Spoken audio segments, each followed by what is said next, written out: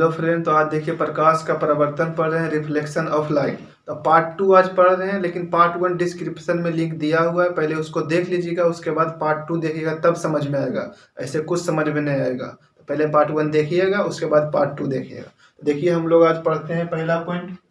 अब देखिए पॉइंट पढ़ते हैं। अवतल दर्पण के लिए किरण आरेखों की बनावट, मतलब किस प्रकार से दर्पण पे किरण जाता है और किस प्रकार से लौटता है। तो हम लोग देखिए पढ़ते हैं और समझते हैं। देखिए केस फर्स्ट में कह रहा है कि जब प्रकाश प्रधान अक्ष के समांतर से दर्पण पे जाएगा तो वो फोकस से वापस चला आएगा। ठीक है, देखिए गया है, आ गया है।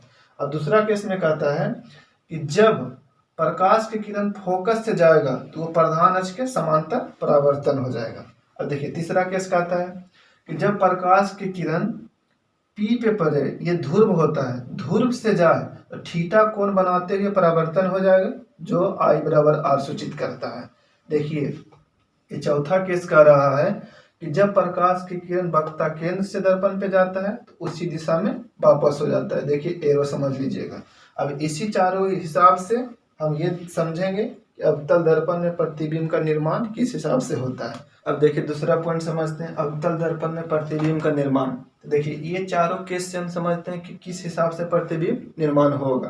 तो देखिए पहला केस समझते हैं कि जब वस्तु अनंत पर हो। देखिए जब वस्तु अगर अनंत पर रहेगा तो प्रधान इसके समांतर जाएगा और दर्पण से परावर्तन हो जाता है फोकस से। ठीक है, अब देखिए प्रतिबिंब बनने के लिए कम से कम 2 किरण अवश्य है। देखिए दूसरा किरण इधर से लेते हैं, ये भी प्रधान के समांतर गया और फोकस से चला गया। देखिए कटान बिंदु पे प्रतिबिंब बनेगा। देखिए यहाँ पे प्रतिबिंब बनेगा तो वस्तु से छोटा प्रतिबिंब बनेगा, और ये वस्तु से छोटा प्रतिबिंब बनेगा लेकिन वास्तविक प्रतिबिंब बनेगा। लेकिन कहा जाता है छोटा है लेकिन उल्टा प्रतिबिंब बनेगा। ठीक है, पहला केस यही कहता है।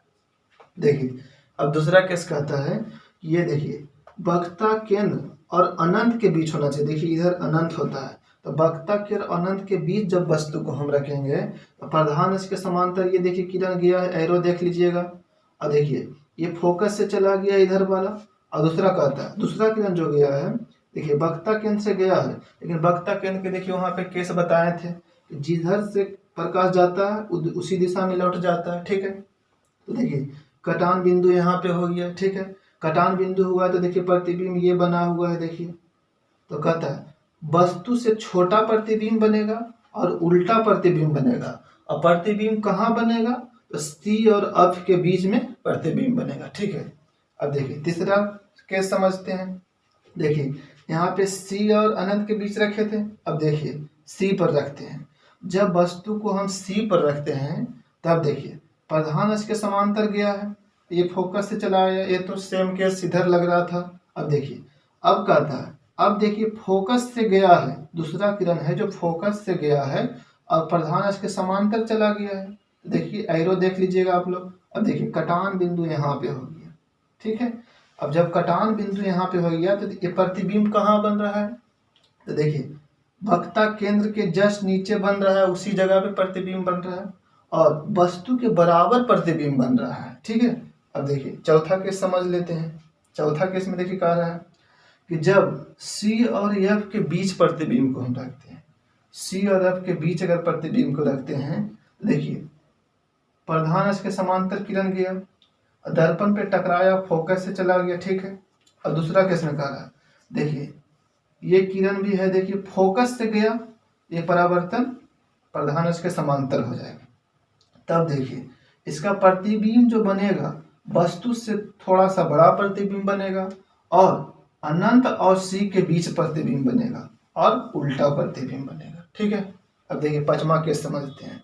देखिए अब फोकस पे रखते हैं हम वस्तु को, जब वस्तु को फोकस पे रखे हैं देखिए प्रधान अक्ष के समांतर गया है, उसके बाद ये लौट गया है फोकस। ठीक है, अब दूसरा किरण जो गया है, अब देखिए पी पे गया है, यहाँ पी मतलब ध्रुव होता है। देखिए पी से गया है और थीटा कोण बनाते हुए परावर्तन हो गया है, तो देखिए ये आई बराबर आर भी हो जाएगा। यहाँ पे आई बराबर आर, देखिए लगभग ये समांतर नजर आ रहा है ना, तो आगे जाके ये मिल जाता है, तो कटान बिंदु इसको माना जाता है।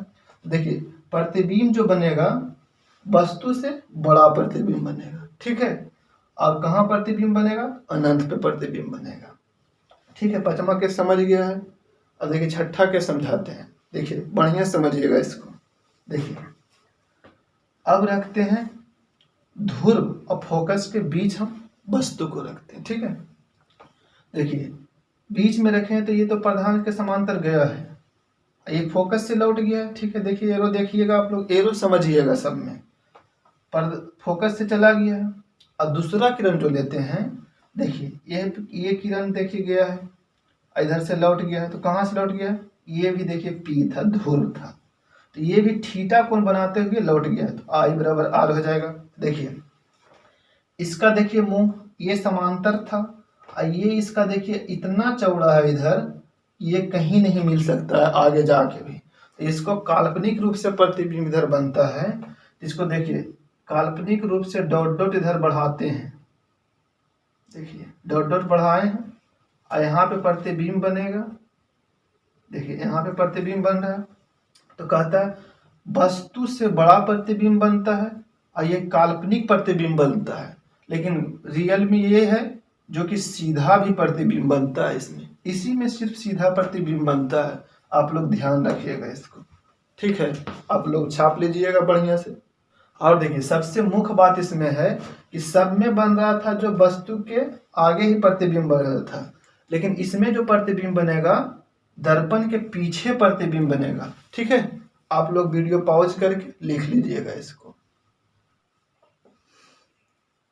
देखिए पिछला स्लाइड में था कि अवतल दर्पण कैसे बनता है, कहाँ बनता है और कैसा बनता है, तो इसको आप लोग वीडियो पॉज करके लिख लीजिएगा, ऊपर दिया हुआ है, इस पॉइंट को नोटिस कर लीजिएगा। ठीक है, अगला पॉइंट आते हैं। देखिए अवतल दर्पण का उपयोग, मतलब अवतल दर्पण का कहाँ कहाँ उपयोग होता है हम लोग समझते हैं।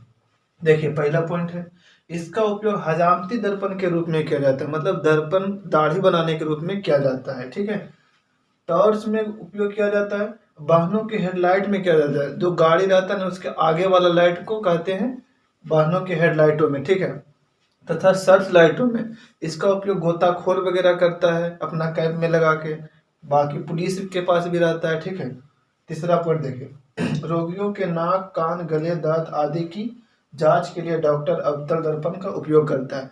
डॉक्टर जो रहता है यहाँ पे अपना कैप लगा के जांच करता है गले, नाक का। ठीक है, देखिए चौथा कहता है सौर भट्टियों के रूप में होता है कि देखिए सौर भट्टी में सूर्य का प्रकाश एक जगह जमा किया जाता है अवतल दर्पण लगा के, वहां से उष्मा निकलता है। ठीक है, तो उसको कहते हैं सौर भट्टियों के रूप में। ठीक है, देखिए अगला पॉइंट पढ़ते हैं, उत्तल दर्पण में प्रतिबिंब का निर्माण, मतलब उत्तल दर्पण में किस हिसाब से प्रतिबिंब निर्माण होता है वो हम आप लोग को समझाते हैं। तो देखिए पहला क्या समझते हैं।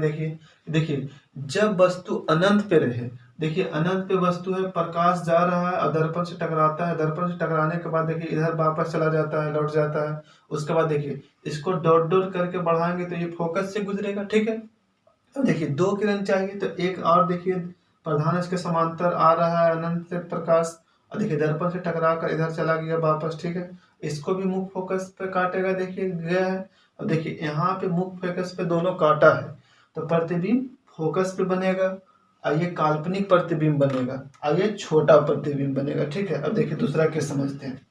देखिए ध्रुव और अनंत के बीच जब वस्तु रहे तब देखिए जाता है, दर्पण पे प्रकाश जा रहा है, उसके बाद देखिए इधर वापस चला जाता है प्रकाश, उसके बाद ये भी डॉट डॉट करके बढ़ाएंगे तो देखिए फोकस पे आ रहा है, फोकस से काट के जा रहा है। ठीक है, अब देखिए दो प्रकाश जाता है देखिए वस्तु से, तो देखिए एक यहाँ से जा रहा है जो कि देखिए यहाँ पे आया। ठीक है, लेकिन कहता है कि देखिए ये सी पे काटता है, तो सी पे जो काटता है प्रकाश वो जिधर से जाता है उधर ही लौट जाता है, वापस लौट जाता है। देखिए दोनों बिंदु यहाँ पे काटा है। ठीक है, प्रतिबिंब यहाँ पे बनेगा, देखिए ध्रुव और फोकस के बीच प्रतिबिंब बनेगा। ठीक है, और ये वस्तु से छोटा प्रतिबिंब बनेगा, और ये काल्पनिक प्रतिबिंब बनेगा। ठीक है, अब देखिए किस हिसाब से कहाँ प्रतिबिंब बनता है, जो ऊपर दिया गया है उसको लिख लीजिएगा आप लोग। ठीक है, अब देखिए अगला पॉइंट समझते हैं, उत्तल दर्पण का उपयोग, मतलब उत्तल दर्पण के कहाँ कहाँ उपयोग होता है जो हम समझ लेते हैं। देखिए स्कूटर में, बस तथा मोटरसाइकिल के साइड मिरर में साइड मिरर जो रहता है उसमें उत्तल दर्पण का उपयोग होता है। ठीक है, अब देखिए अब अगला क्वेश्चन पॉइंट कर रहा है कि दर्पण सूत्र क्या होता है। तो देखिए 1/v + 1/u = 1/f होता है। तो देखिए v सूचित करता है वस्तु के दूरी को, u सूचित करता है प्रतिबिंब के दूरी को और f सूचित करता है फोकस दूरी को। ठीक है।